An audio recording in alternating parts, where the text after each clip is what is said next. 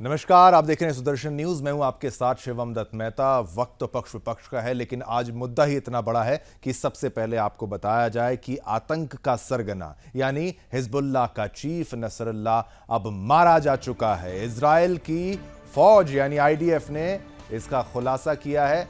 Beirut पर हवाई हमले में नसरुल्लाह ढेर हो चुका है। तो लेबनान में लगातार ताबड़तोड़ बमबारी की जा रही थी इजराइल के द्वारा। इजराइल ने जवाब दिया था और इजराइल के जवाब में अब नसरुल्लाह भी मारा गया। अब दुनिया को नहीं डरा पाएगा नसरुल्लाह। ये आईडीएफ ने अपने ऑफिशियल ट्विटर हैंडल में इस बात को कह डाला है। Nasrallah will no longer be able to, ये आप देखिए ट्वीट के माध्यम से, ऑपरेशन न्यू ऑर्डर में मारा गया है। Will not be able to terrorise the world, अब और ज्यादा वो दुनिया को आतंकित नहीं कर पाएगा। आईडीएफ ने एक्स में इसकी जानकारी दी है।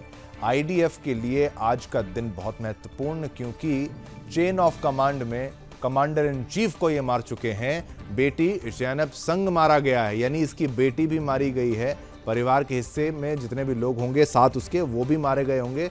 और ये तस्वीरें आपको दिखा रहे हैं, ये उससे संबंधित तस्वीरें आपको बता रहे हैं। देखिए, हिजबुल्लाह के सेंट्रल हेडक्वार्टर पर टारगेटेड अटैक हुआ है। ये देखिए, कभी पेजर धमाके, कभी वॉकी टॉकी धमाके, और अब नसरुल्लाह को ही ढेर कर दिया। तो हिजबुल्लाह का जड़ से खात्मा करने का जो प्रण लिया था इजराइल ने, अब उसमें सफलता शीर्ष सफलता। क्योंकि हिजबुल्लाह की बात की जाए तो हिजबुल्लाह कोई छोटा मोटा आतंकी संगठन नहीं। 1.5 लाख से 2 लाख रॉकेट इसके पास हैं, 50,000 से 1 लाख कार्डर इसके पास है। एक सबसे बड़े आतंकी संगठनों में से एक के रूप में इसको माना जा सकता है। प्रॉक्सी है, ये प्रॉक्सी के रूप में काम करता है, यानी यहां पर देश युद्ध नहीं लड़ेगा, वो हिजबुल्लाह से लड़ा रहा है। तो लेबनान की तरफ से हिजबुल्लाह एक प्रॉक्सी का काम करता हुआ तो धमकी देने वालों तक पहुंचना जानते हैं, आईडीएफ ने कहा है। अब ईरान ने, देखिए, ये हरकत हो ही गई, ओआईसी की बैठक बुला ली है। अब इस्लामिक कंट्रीज की बैठक जब बुलाई है तो अब क्या फैसला वहां पे लिया जाएगा। खुफिया जानकारी के बाद आईडीएफ ने यह कार्रवाई की है। हिजबुल्लाह के सेंट्रल हेडक्वार्टर पर टारगेटेड अटैक ये किया गया है। तो धमकी देने वालों तक पहुंचना जानते हैं, आईडीएफ का ये स्टेटमेंट। अभी ईरान का आईओसी की बैठक हो चुकी है। तो इजरायली मिलिट्री ने, आज शनिवार का दिन है, ये घोषणा कर दी है कि हसन नसरुल्लाह एक एयर स्ट्राइक में मारा गया है। हिजबुल्लाह ईरान का बैक्ड मिलिटेंट संगठन है, ईरान का प्रॉक्सी है। यहां पर आप ये देखिए, ईरान का प्रॉक्सी है। आप ये सोचिए कि देखिए, अब यहां पर एक बड़े लीडर को मार देना, यानी कि चेन ऑफ कमांड में शीर्ष नेतृत्व को मार देना, ये बहुत बड़ी खबर है। लेकिन अब वहां से भी कमेंट आना चाहिए, वहां से भी जवाब आना चाहिए हिजबुल्लाह की तरफ से। हिजबुल्लाह की तरफ से कोई बड़ा जवाब आया नहीं है, लेकिन आईडीएफ ने यह साबित कर दिया है। तो किसने ये बात कही? हसन नसरुल्लाह मर गया है, ये लेफ्टिनेंट कर्नल नदाव शोशानी ने एक्स पर बताया है आईडीएफ की तरफ से। Military spokesman captain David Abraham ने भी कंफर्म किया है कि हिजबुल्लाह चीफ मारा गया। देखिए, उसके बारे में भी आपको बताएंगे ग्राफिक्स के तरीके से। देखिए, हिजबुल्लाह चीफ नसरुल्लाह मारा गया, आईडीएफ कह रहा है। कौन है ये?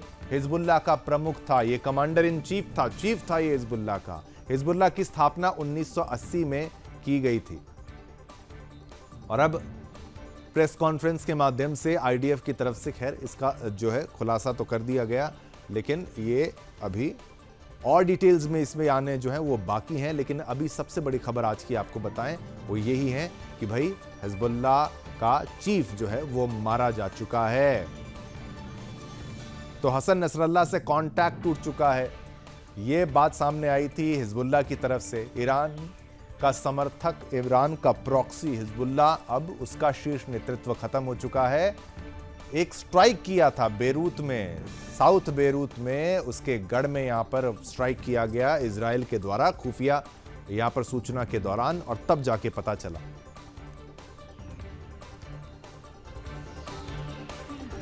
तो फ्राइडे इवनिंग से ही संपर्क जो था वो टूट चुका था, लेकिन किसी ने नहीं बताया था कि भाई नसरुल्लाह मारा जा चुका है। लेकिन अब ऑफिशियली आईडीएफ की तरफ से ये स्टेटमेंट, ये ट्विटर पर उनके आ चुका है कि हसन नसरुल्लाह अब ढेर हो चुका है।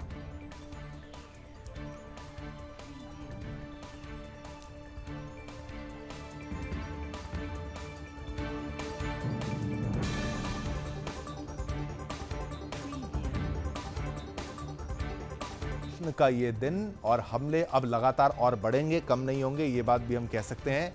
हिजबुल्लाह के लिए मातम का दिन है, लेकिन क्या इजराइल उनको ये शोक मनाने का अवसर देगा? नहीं, बिल्कुल नहीं।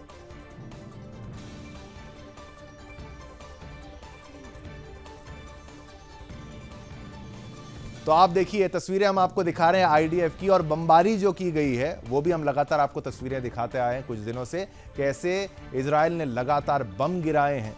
बम गिरा गिरा के हिजबुल्लाह की कमर तोड़ दी, और अब तो देखिए सर को ही धड़ से अलग कर दिया, क्योंकि चीफ को ही यहां पर मार दिया गया है इजराइल के द्वारा। तो नसरुल्लाह को ढेर कर दिया है। नसरुल्लाह जो है इनका कमांडर इन चीफ था। तो हिजबुल्लाह की तरफ से हालांकि पुष्टि नहीं करी जा चुकी है, लेकिन फ्राइडे इवनिंग को ही, आप देखिए आज शनिवार है तो एक दिन पहले से इवनिंग को ही संपर्क जो था वो टूट गया था।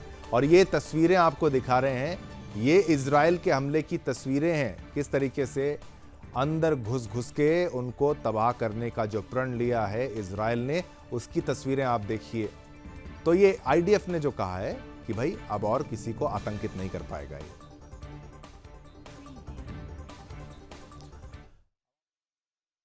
बेंजामिन नेतन्याहू ने क्या कहा है?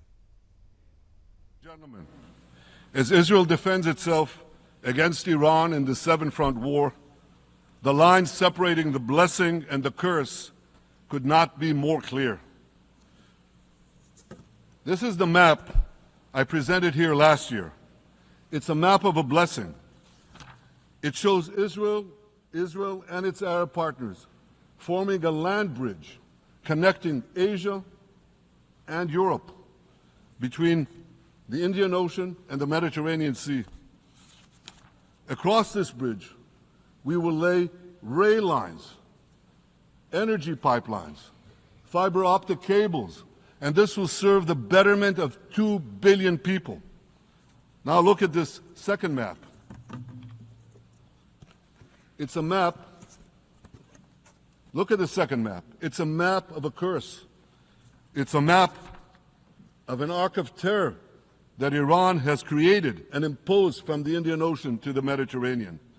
Iran's malignant arc has shut down international waterways. It cuts off trade. It destroys millions, destroys nations from within, and inflicts misery on millions. On the one hand, a bright blessing, a future of hope. On the other hand, a dark future of despair. And if you think this dark map is only a curse for Israel, if you think that, then you should think again. तस्वीर दिखाई वहां पर Indian ocean से, आप देखिए गुजरात से लेकर वो पूरा एक मैप दिखा रहे थे, एक नक्शा दिखा रहे थे, द ब्लेसिंग्स यानी आशीर्वाद। आशीर्वाद क्या, ये बता रहे थे कि हम यहाँ पर पाइपलाइन बिछाएंगे, तेल गैस का वहाँ पर आप ट्रांसफ़र कर सकते हैं उस माध्यम से, फाइबर ऑप्टिक केबल वहाँ पर हम बिछाएंगे, लोगों को यहाँ पर काम मिलेगा, बढ़ोतरी होगी, कनेक्टिविटी बढ़ेगी। एक वो तस्वीर उन्होंने दिखाई, और दूसरी तस्वीर उन्होंने वो दिखाई जहां पर उसको कर्ज बताया। हमारे साथ रक्षा विशेषज्ञ जो कि फौज के बारे में भी बेहतर जानते हैं, एयरफोर्स में भी रह चुके हैं, नेवी में भी सर्व कर चुके हैं, सुदर्शन चक्रपाणी जी हमारे साथ इस वक्त जुड़ चुके हैं डिफेंस एक्सपर्ट के तौर पर। सुदर्शन चक्रपाणी जी, ये अब बहुत बड़ी खबर इजराइल के लिए तो है ही, लेकिन हिजबुल्लाह का एक तरीके से आप समझिए चेन ऑफ कमांड में अगर कमांडर इन चीफ मारा जाएगा तो क्या हश्र होता है। हिजबुल्लाह के लिए आज का दिन अब उनके इतिहास के पन्नों में एक काले अध्याय के रूप में जुड़ चुका है। क्या कहेंगे कमेंट पर, हिजबुल्लाह का चीफ मारा गया है? देखिए, ये तो होना ही था। सबसे पहले शिवम जी है ना, सुदर्शन टीवी के सभी श्रोताओं को सुदर्शन चक्रपाणी का जय हिंद, नमस्कार। मान के चलिए ये तो होना ही था। आपने पंगा ऐसे कौम से लिया, ऐसे व्यक्ति से लिया जिसको पता है कि वो उसके बाद और कोई रास्ता नहीं है। बिल्कुल घिरे हुए हैं, लेकिन एक अकेले वो लोग लड़ रहे हैं पूरे के पूरे इस्लामिक, खास करके इस्लामिक फंडामेंटलिस्ट वर्ल्ड के साथ। इस्लाम बाय इटसेल्फ बुरा ना हो, लेकिन फंडामेंटलिज्म तो बुरा है ही। और यहां पे उन्होंने ऐसी जगह पे अपने आप को ले जाके खड़ा कर लिया, तो ये तो होना था। हुआ, जब हो गया तो रोने से क्या फायदा। साफ बात है, हिजबुल्लाह के सामने बहुत से ऑप्शंस थे, उन्होंने उसका इस्तेमाल नहीं किया। बिल्कुल। शांति के लिए उनके पास ऑप्शंस थे, वो भी उन्होंने इस्तेमाल नहीं किए। अब क्या कर लेंगे आप। लेकिन इससे इंडिया के लिए दो तीन चीजों का ध्यान रखना पड़ेगा इंडिया को। सबसे पहले नंबर एक, हर वो चीज जो जिसका है ना हथियार बन सकता है, उसका हथियार बनाया जाएगा। चाहे वो आपका मोबाइल फोन हो, चाहे वो आपका पेजर हो, चाहे आपका वो टीवी सेट ही क्यों ना हो, जो चीज का होगा वो होगा। सेकंड, आपको अपने दोस्त अपने करीब रखने पड़ेंगे और अपने दुश्मन उनसे भी ज्यादा करीब, ताकि आपको साफ साफ मालूम है आपके सामने क्या क्या खतरे हैं। बिल्कुल बिल्कुल। चक्रपाणी जी, लेकिन ये आपने इंडिया के लिहाज से बोला, मैं आपके पास वापस आऊंगा, एक छोटे से ब्रेक के लिए मुझे कहा जा रहा है। लेकिन अब जो मुख्य बात है कि भाई अब अंत क्या हो चुका है आतंकवाद का, ऐसा लगता तो नहीं है, लेकिन इससे बड़ी खबर और क्या हो सकती है। आतंकी संगठन का चीफ मारा जाए, वो भी हिजबुल्लाह जो 1.5 लाख से 2 लाख रॉकेट रखता है, कोई लश्कर तैयबा नहीं है। वो सुदर्शन चक्रपाणी जी इस वक्त मौजूद है डिफेंस एक्सपर्ट के तौर पर, रक्षा विशेषज्ञ के तौर पर, क्योंकि आज मुद्दा इतना बड़ा है, नसरल्ला ढेर हो चुका है। चक्रपाणी जी, आप बता रहे थे कि भाई भारत को भी इससे कोई सीख लेनी पड़ेगी, कुछ लेसन्स हमारे लिए भी हैं। लेकिन जो पेजर फटे, वहां पर वॉकी टॉकी फटे, वो तो इजराइल ने उनको सोर्स जहां से किया गया था वहीं पर टैंपर कर दिया, वहीं पर अपना आदमी बैठा दिया मोसाड का। तो ये सीख की बात आपने किस परिप्रेक्ष्य में की, किस पॉइंट ऑफ व्यू से की? इससे आपको क्या सीख मिलती है? सबसे इंपॉर्टेंट बात तो यह है कि वेपनाइजेशन, जो चीज आपको लगता है कि वेपनाइज नहीं हो सकती, वो भी वेपनाइज हो जाएगी। ठीक है, मतलब आपको ये आत्मनिर्भरता के ऊपर विशेष ध्यान देना पड़ेगा, ताकि आपके जो मोस्ट क्रिटिकल चीजें जो हैं वो उनको आप अपने देश के अंदर ही बनाएं, या फिर उसका सप्लाई चेन जो है उसको आप निश्चित करें। ये इंपॉर्टेंट सीख है हमारे लिए।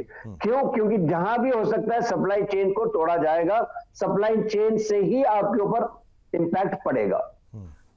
आप देखिए, चाहे वो पेजर थे इस बार, लेकिन इससे पहले चीन ने भी किया था, उन्होंने डिनाई किया था रेयर अर्थ और वो चीजें जो जिससे हम बैटरी बना सकते हैं। जैसे कि आपको पता है कि हमारे पास वो चीजें नहीं है, हमें